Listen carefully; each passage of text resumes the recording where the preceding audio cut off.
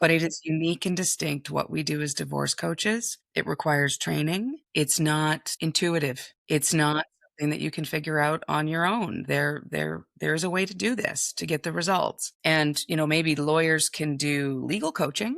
I can see that being some sort of crossover there that doesn't require distinctly different skills and tools. But no, divorce coaching is different. And we know that because lawyer after lawyer after lawyer after lawyer goes through our training. And they Yes. marvel at how Marvel. different, right? They do. Same with ADR professionals, Yeah. mental health professionals. We get that feedback from them in our training all the time. I didn't know how to do this. I wish I had some of these tools to use in my law practice previously, but divorce coaching is a different service done differently. And it's not something that you can assume you know how to do just because you've been working and supporting divorcing families for a long time.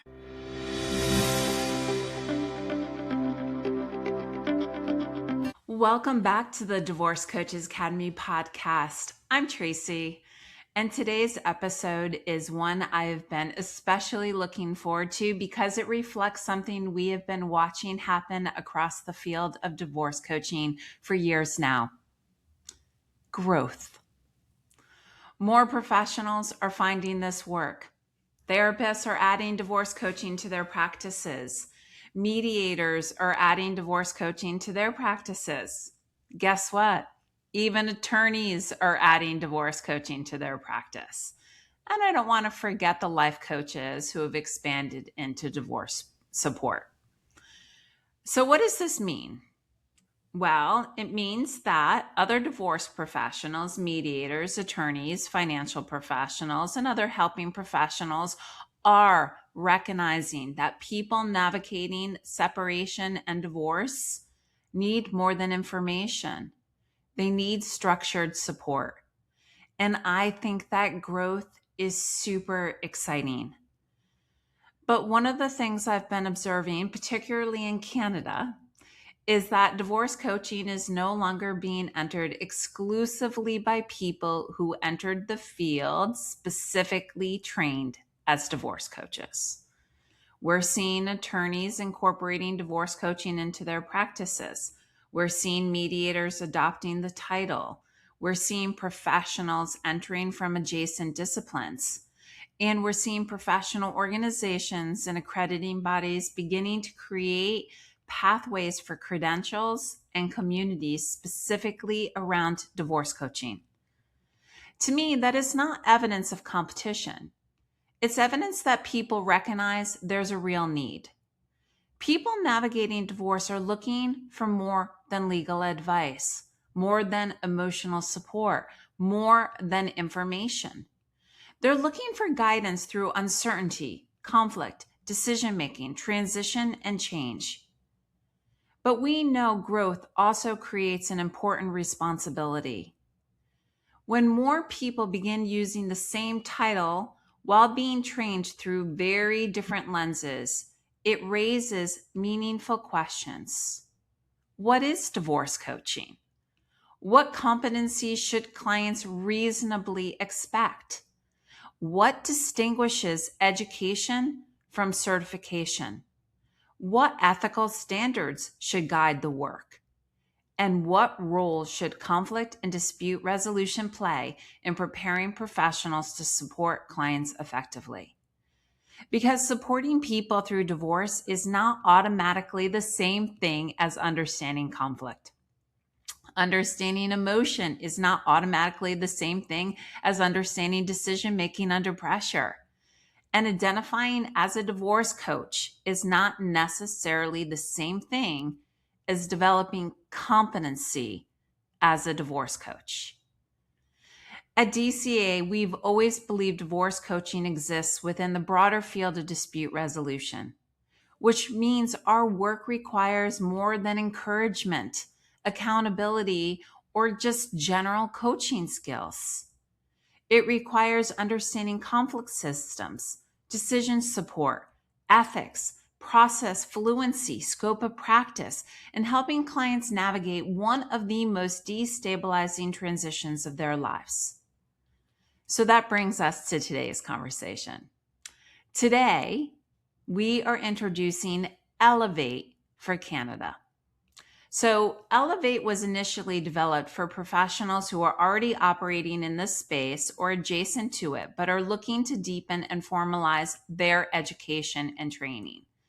This includes professionals already calling themselves divorce coaches without specific formal training in divorce coaching, and professionals who previously completed divorce coach education that was not grounded in dispute resolution. Importantly, this is not a shortcut.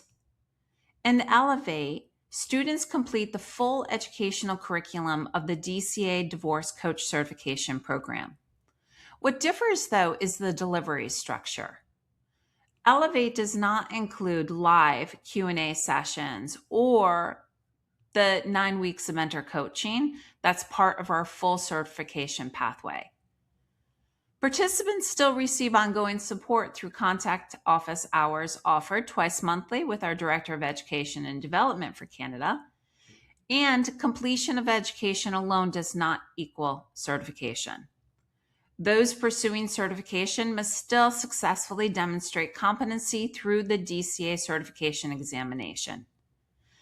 And to talk more about this, I am joined today by someone who has been instrumental in bringing this offering to life and helping shape DCA's educational vision in Canada, Dori Braddell. Hi, Dori. Hi, Tracy. Okay, so Dori serves as DCA's Director of Education and Development for Canada and has been instrumental in advancing divorce coach education across Canada. Through her leadership, she is helping elevate professional standards, expand access to quality education, and advocate for more informed, ethical, and skilled support for individuals and families navigating divorce. Dori brings extensive experience to this work and a strong educational foundation specific to divorce coaching. She has completed divorce coach training and certification through multiple organizations, including DCA, providing her with a broad exposure to different educational models and approaches within the field.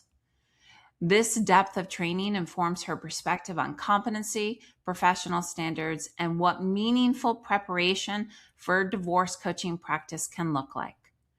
Her work reflects a commitment to strengthening divorce coaching as a profession and continuing to raise the standard of support available to individuals and families experiencing divorce throughout Canada.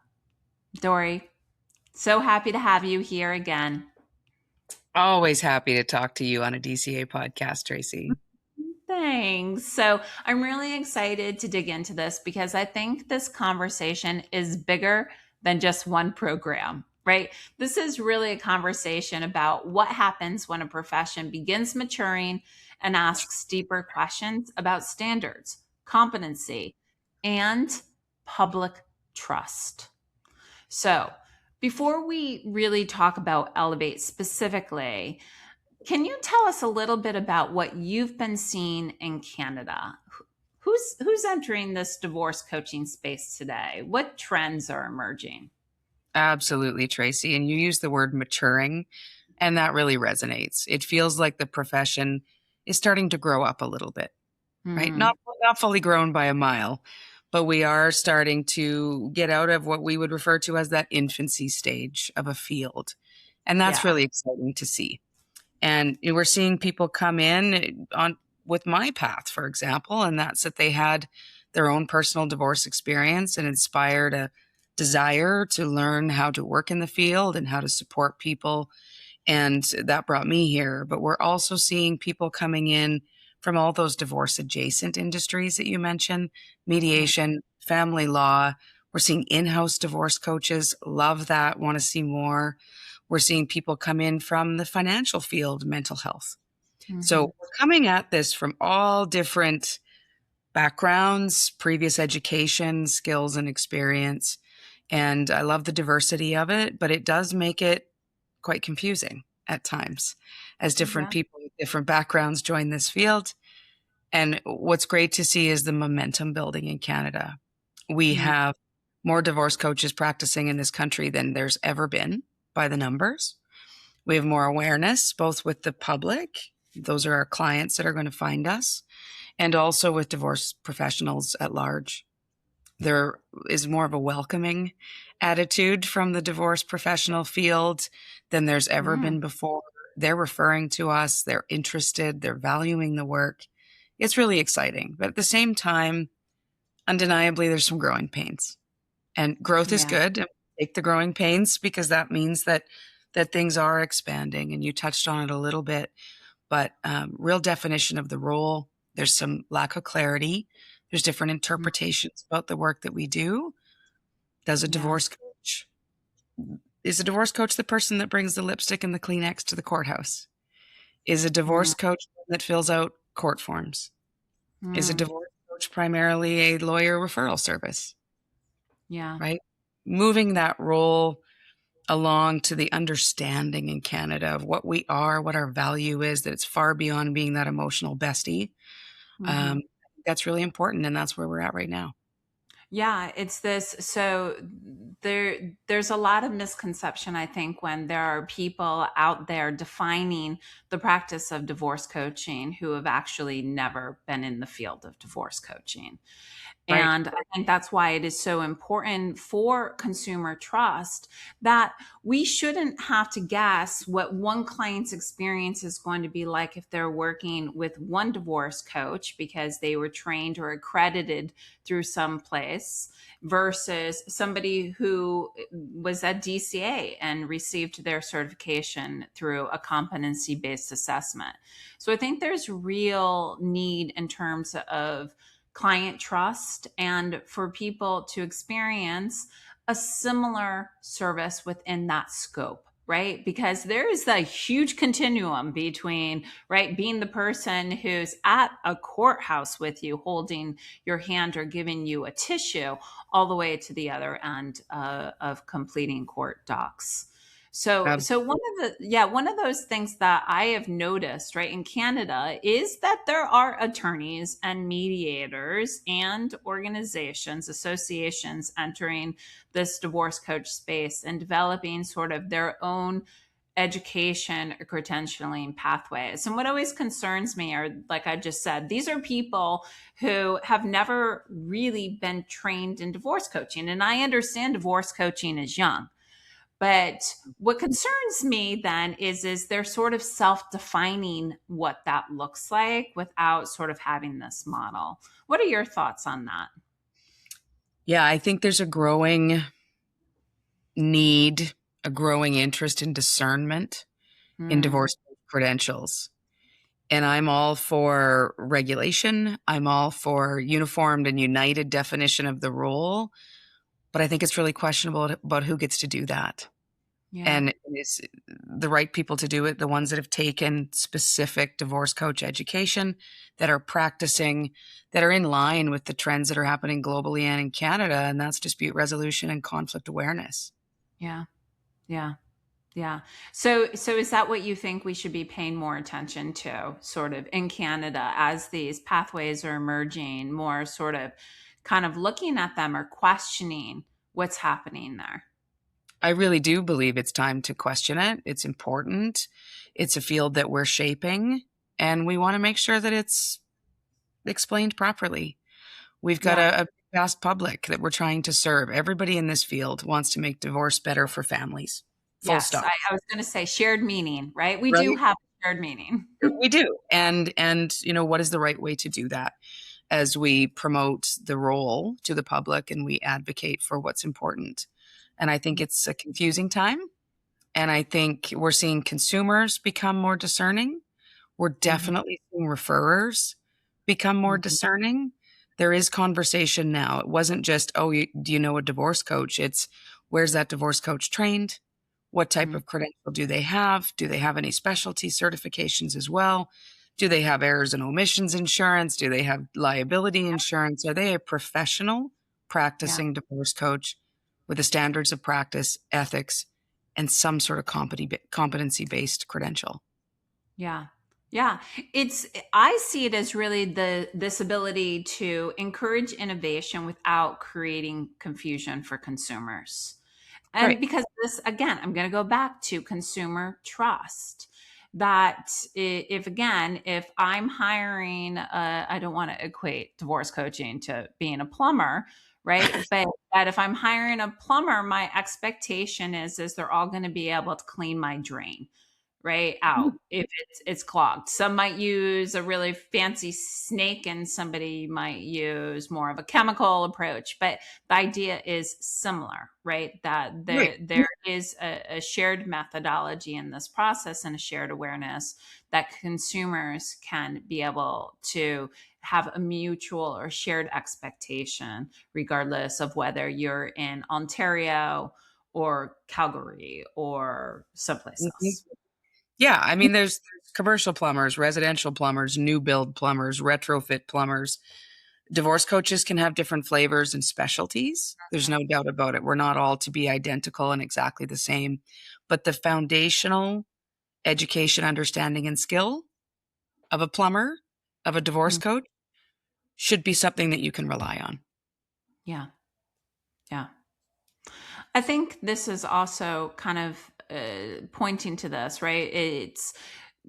And I've been in anybody who follows me on LinkedIn, you'll see some of my debates around this subject, right? That this question of whether divorce coaching is its own profession or is it an extension of other existing professions? And I've always said that it is a profession and we have our own scope and our own standards of practice and code of ethics. But what are your thoughts on that? Right, as divorce coaching, because this is where we run into this whole issue of, well, I'm a mediator, so I'm a trained dispute resolution specialist, which I am, right? I've been a practice and family mediator for 17 years. That just because I'm a mediator, therefore, and I work in family mediation, therefore, I am equipped to be a divorce coach, which I am going to say, no, I am not. I was not. When I was a mediator, I was not equipped to be a divorce coach. I had to learn how to become a divorce coach. And both of those professions work beautifully together. My skills are very aligned, but my approach is very, very different. Right. What we do is unique. Hmm. It it is similar. A lot of the education can go both ways when we talk about working in family law and all of the periphery of family law or in coaching in general. But it Hmm. is unique and distinct what we do as divorce coaches. It requires training. It's not intuitive. It's Hmm. not something that you can figure out on your own. There's a way to do this to get the results. And, maybe lawyers can do legal coaching. Hmm. I can see Hmm. that being some sort of crossover there that doesn't require distinctly different skills and tools. But no, divorce coaching is different. And we know that because lawyer after lawyer after lawyer after lawyer goes through our training Mm, and they yes. marvel at how Marvel. different it is, right? They do. Same with ADR professionals, mental Yeah. health professionals. We get that feedback from them in our training all the time. Yeah. I didn't know how to do this.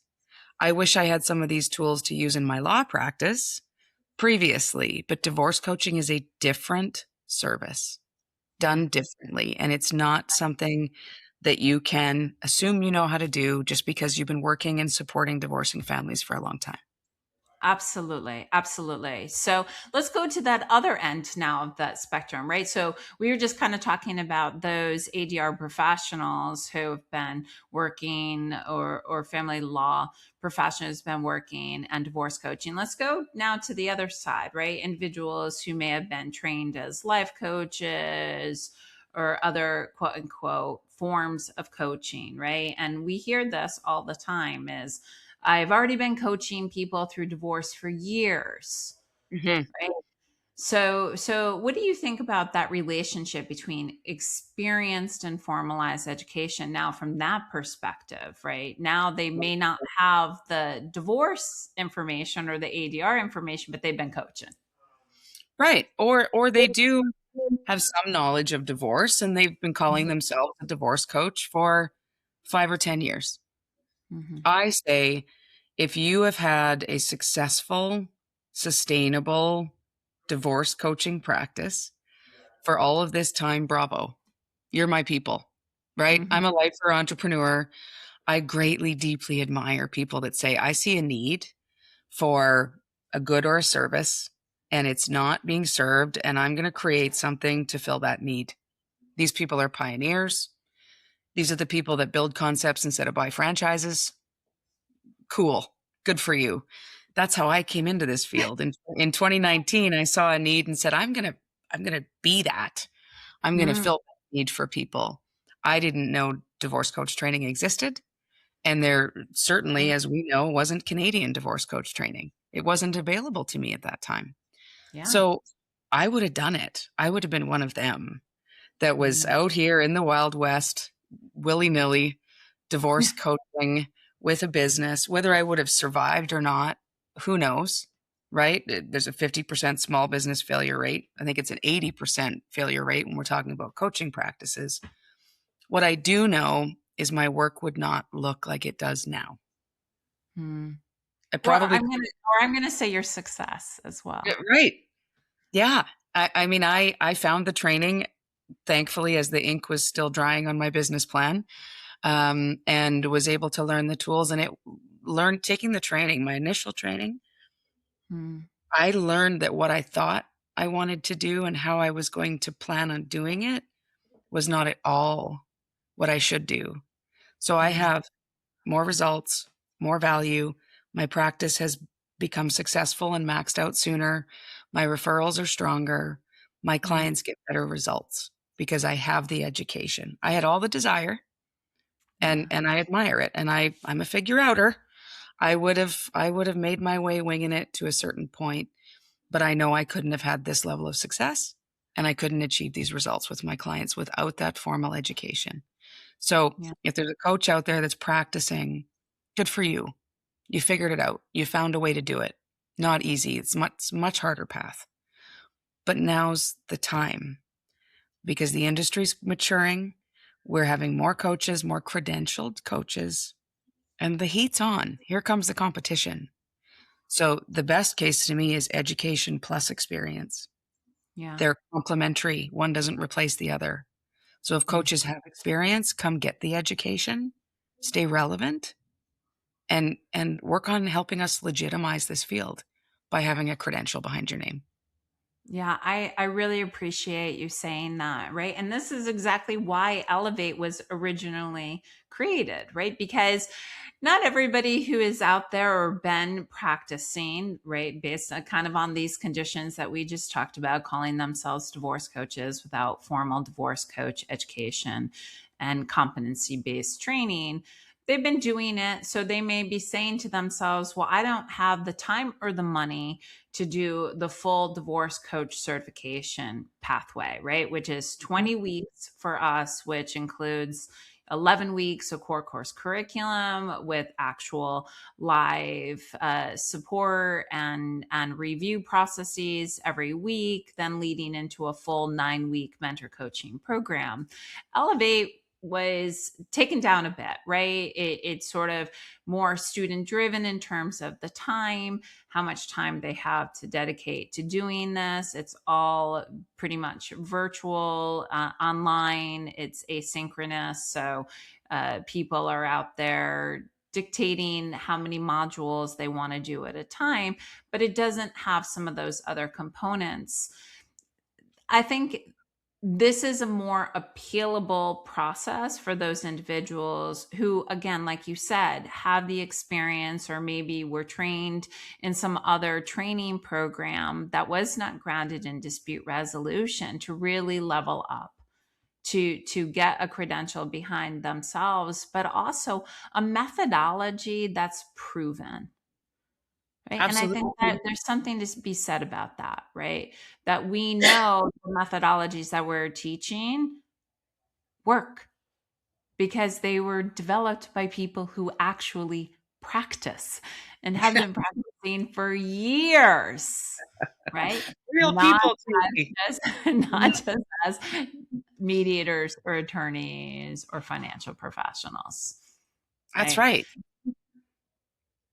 So it's recognizing, right, that helping and professional preparation are not always the same thing and why this is so important.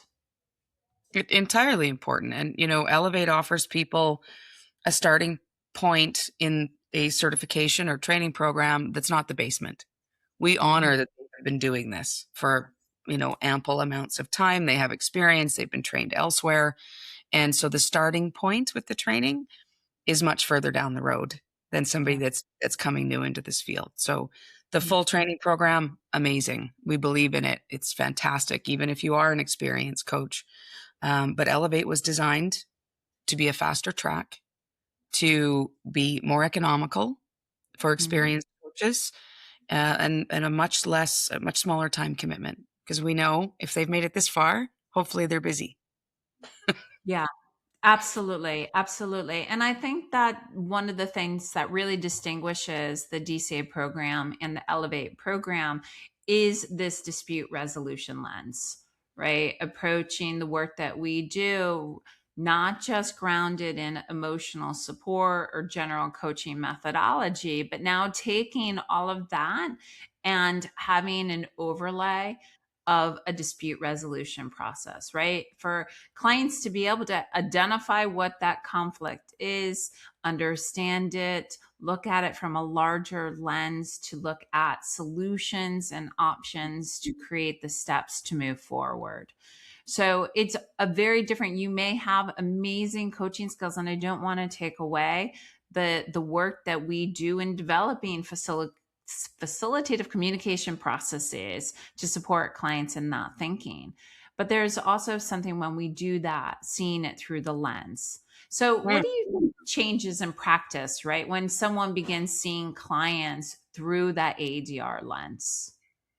Right. Well, I think if you're a divorce professional and you're not learning about honing skills in and focusing on ADR or DR, I think the A is really not necessary anymore. True. Um, if you're not if you're not really working on dispute resolution, it reminds me of that song "Video Killed the Radio Star." Mm, I mean, now is the time to have those skills. It's much deeper work when we're talking about recognition of conflict, communication styles, boundaries, self-advocacy, ability to negotiate, interest-based negotiation, assessing ROI, BATNA and WATNA, all those things that we use as ADR divorce coaches.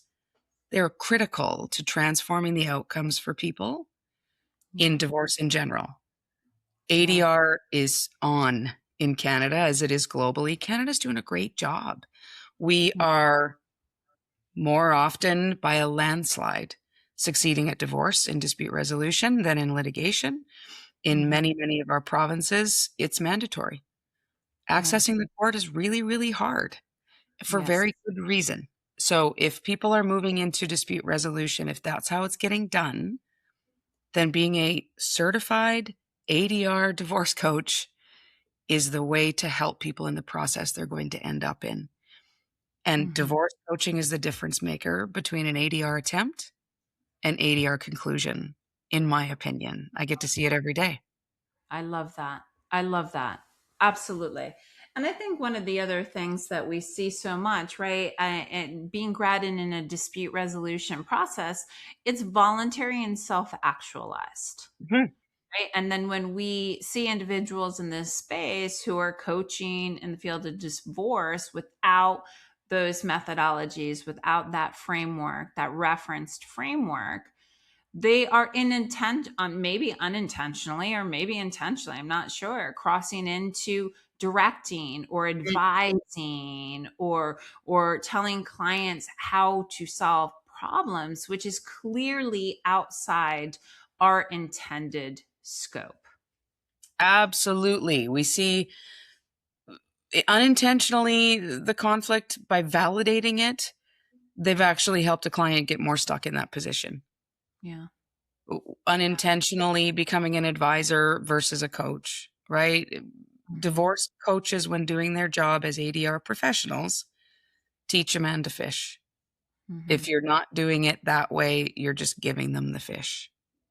And when Yeah. we do the work that we do and we train, our clients are learning tools that help them have autonomy and agency in their process. they get those tools to keep. They're permanent, Yeah. and that's the difference maker. Absolutely. Absolutely. It's very easy to tell somebody what to do. To be honest, it is, Mhm. right? Yeah, And that's not where the work is. And that's not trauma informed work when we're taking the voice away from our clients. that's So right. I mean, there's 2019, Tracy, I didn't understand, and my business name tells everybody that does this work that I didn't understand. I mm, called my practice the divorce mentor in mm, 2019 before I had taken training. And to me, if I had a do over, and I don't, I'm not going to go backwards on that. But to me, a mentor is a top down advisor. mm. And that's not, as I learned through my education, all my certifications, that's really not the work. Yeah. Yeah. I love that. I love that you've been able to have some reflection on it. But I do think it is innate that we talk about this all the time. People enter this field because they do want to help people. Hmm. They want to make a difference. They either experience it themselves or someone like me recognize that it's just a horrific process, that it's destructive on so many levels. Hmm. So there's that passion and there's that interest, but we do people a disservice when we tell them what to do versus supporting them and navigating their own choices through a dispute resolution lens that's really is interest based and solution focused. So Right. I want to talk a little bit about Elevate to make sure that people understand, because this is a new program that we're rolling out for Canada. We have had Elevate in place in the US market. We also have had Elevate available in the Australia market. So this is now new specifically for those in Canada. And I want listeners to understand that Elevate does include the full educational curriculum, right? So you're learning the frameworks, you're learning the structure, you're understanding how to support through that dispute resolution lens. And as Dori had shared earlier, right, even attorneys who may know everything about the family law system come into our training and go, what? Wait, because we're looking at it with that different perspective. So what do you think tends to surprise people most, right? When especially they think that they know everything they need to know about divorce and they've been supporting people in this process. What do you think people are most surprised by when they come into this training or learn these frameworks specific to divorce coaching at DCA? Well, within Impact, our Impact framework, I mean, flow, session flow, we would assume that experienced practicing coaches are able to start and end a session and have some productivity in there. It's important, but maybe they would learn some new ways of looking at things. But I think about within Impact in particular, I think the power of the P and the C in that acronym, perception and clarity, are incredible frameworks for more seasoned, more confident coaches to really get some results with. That Mm-hmm. spidey sense, how to use that skill as a coach to bravely reflect back to a client, can I let you know that I've picked up A, B, and C, and just wanted to share that with you, and helping your client dive deeper and get to clarity. And then beyond that, it's resolve, our resolve framework, recognition of conflict, trying to be solution focused, getting them out of the story of divorce, um, being productive, outcome oriented, Mm, and supporting a client's agency and autonomy. yeah, yeah, Critical critical. to getting the transformative result. Yeah, So I think no matter how long you've been doing this, coaching, lawyering, mediating, I think that resolve framework is something new for you, something yeah. that you have probably never experienced. Yeah. Yeah. And how it wraps it all up, it just makes so much sense, right? Okay, so I just want to touch on a couple other things to hopefully answer some questions that may be going through some of our listeners' minds in regard to the differentiation in the two programs. So Elevate doesn't have these weekly calls like the full certification does, right? Right. But we do offer access to you to ask and answer some questions, right? Hmm. So what does that really look like for individuals in this process? Right. So with no mentor coaching and no Q&As, we want to support people on this Elevate path. We want to be available for regular touches. If somebody taking the training has questions about any of the content, pop into the twice monthly office hours. Not a commitment, but Mm-hmm. if you'd like to, if those don't work for you, they can reach out to me and we'll schedule a one-on-one to tackle some of that. But what's really amazing about Elevate for practicing coaches is they're learning by doing.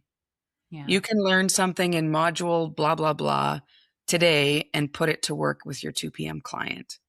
So that Yes. brings up lots of, hey, I tried to adopt this framework.